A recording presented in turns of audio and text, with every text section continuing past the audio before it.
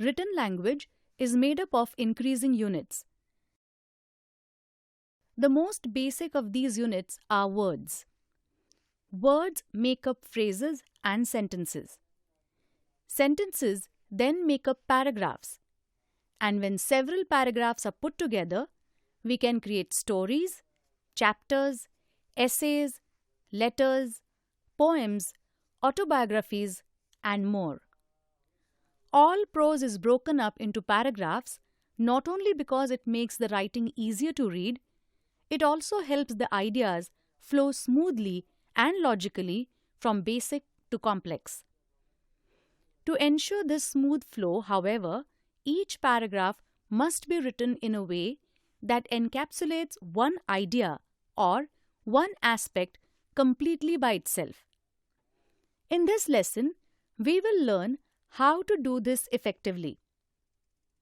A paragraph has three distinct parts: a topic sentence, many supporting sentences, and a concluding sentence. The topic sentence introduces the topic that the paragraph will give information on.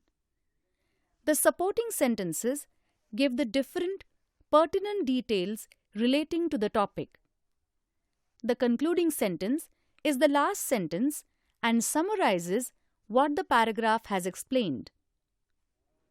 A paragraph can be short, consisting of 3 to 5 sentences, or it can be long, being made up of 15 to 20 sentences. How long a paragraph needs to be depends on what its purpose is and how much information it needs to give. When writing a paragraph, there are some important principles to keep in mind. First, unity and order. A paragraph expounds on one concept, one idea, or one aspect of a more complex topic in an orderly manner, building upon simple ideas first. Second, it should have a good topic sentence. This is the sentence that introduces the main topic of the paragraph. So, it needs to be clear and coherent. Third, a paragraph should follow a logical sequence of thought.